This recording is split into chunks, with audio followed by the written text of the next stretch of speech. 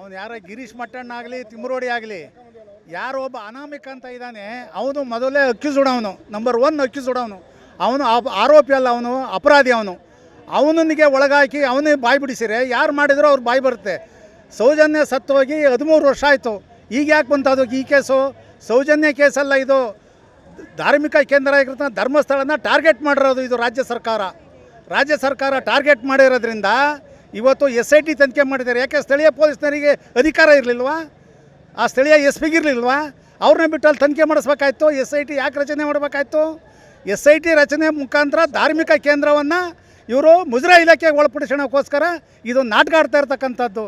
ಇದೇನಾರ ಒಂದು ವೇಳೆ ಇವತ್ತು ಧರ್ಮಸ್ಥಳ ಸಾವಿರಾರು ಹಳ್ಳಿಗಳಿಗೆ ದೇವಸ್ಥಾನ ಕಟ್ಟಿಸ್ಕೊಟ್ಟಿದ್ದಾರೆ, ಕೆರೆ ಕಟ್ಟಿಸ್ಕೊಟ್ಟಿದ್ದಾರೆ, ಶಾಲಾ ಮಕ್ಕಳಿಗೆಲ್ಲ ಅದು ಕೊಟ್ಟಿದ್ದಾರೆ. ಪ್ರತಿ ದಿವಸ ಲಕ್ಷಾಂತರ ಜನಕ್ಕೆ ಅನ್ನದಾಸೋಹ ಮಾಡ್ತಿದ್ದಾರೆ. ಅಂಥ ಒಂದು ಶ್ರದ್ಧಾ ಕೇಂದ್ರನ ಈ ಬಡವ್ರ ಮಕ್ಕಳಿಗೆ ಎಲ್ಲ ದುಡ್ಡು ಕೊಟ್ಟು ಓದಿಸ್ತಾ ಇದ್ದಾರೆ. ಅನಾಥಾಶ್ರಮಗಳನ್ನ ಮಾಡಿದ್ದಾರೆ, ರುದ್ರಾಶ್ರಮಗಳನ್ನ ಮಾಡಿದ್ದಾರೆ. ಅಂಥದ್ದನ್ನು ಬಿಟ್ಟು ಇವರು ಈಗ ಧಾರ್ಮಿಕ ಕೇಂದ್ರನ ಅಪವಿತ್ರ ಮಾಡೋಕ್ಕೋಸ್ಕರ ಅವರು ವೀರೇಂದ್ರ ಹೆಗ್ಗಡೆಯವರ ಮೇಲೆ ಸುಳ್ಳು ಆಪಾದನೆ ಹೊಡಿಸ್ತಾರೆ. ಅದು ಹಿಂದೆ ಅದರ ಇತಿಹಾಸ ಗೊತ್ತು. ಕುಡುಮನಹಳ್ಳಿ ಅಂತ ಅದು ಗ್ರಾಮ, ಅದು ಆ ಕುಡುಮನಹಳ್ಳಿನಲ್ಲಿ ಇರ್ತಕ್ಕಂಥ 900 ವರ್ಷದ ಹಿಂದೆ ಬಿದಿರಕ್ಕಿ ಅನ್ನೋದಲ್ಲಿ ಜನಗಳಿಗೆ ಊಟ ಹಾಕಿದ್ದಾರೆ. ಅವತ್ತು ಅಕ್ಕಿ ಇರಲಿಲ್ಲ. ಅವತ್ತು ಬಿದಿರಕ್ಕಿನಲ್ಲಿ ಊಟ ಹಾಕಿ ಬೆಳೆಸ್ಕೊಂಡು ಮಂಜುನಾಥ ಸ್ವಾಮಿಯನ್ನು ಕಾಪಾಡ್ಕೆ ಬಂದು ಇವತ್ತು ಪ್ರಪಂಚದಾದ್ಯಂತ ದೇಶಾದ್ಯಂತ ಅದನ್ನು ಹೆಸರು ಮಾಡಿದ್ದಾರೆ. ಅಂಥ ಒಂದು ಕೇಂದ್ರವನ್ನು ಇವತ್ತು ಅಪವಿತ್ರ ಮಾಡೋಕ್ಕೆ ಯಾವುದೋ ಒಂದು ಹುಟ್ಟಾಕೊಂಡಿದ್ದಾರೆ. ಯಾಕೆ ಯಾವ ಊರಲ್ಲಿ ಸಾಯಲ್ವಾ? ಏನು ಎಲ್ಲರೂ ಆತ್ಮಹತ್ಯೆ ಮಾಡ್ಕೊಂಡು ಧರ್ಮಸ್ಥಳ ಉಣಿದಾರ?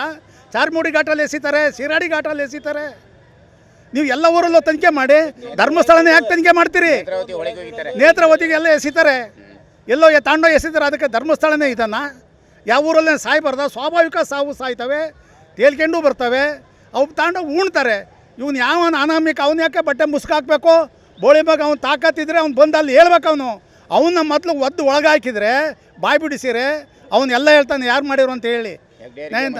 ಆದರೆ ಇವರು ಮಂಜುನಾಥಸ್ವಾಮಿಗೆ ಧರ್ಮಸ್ಥಳ ಹೆಗ್ಡೆಯವರಿಗೆ ಟಾರ್ಗೆಟ್ ಮಾಡ್ತಾ ಇದ್ದಾರೆ ಕೆಟ್ಟ ಹೆಸರು ತರಕ್ಕೆ.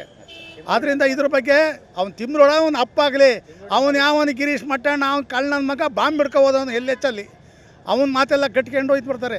ನೋಡ್ರಿ, ಇದು ಯಾರ್ದು ಇಲ್ಲ, ಇದು ರಾಜ್ಯ ಸರ್ಕಾರದೇ ಟಾರ್ಗೆಟು.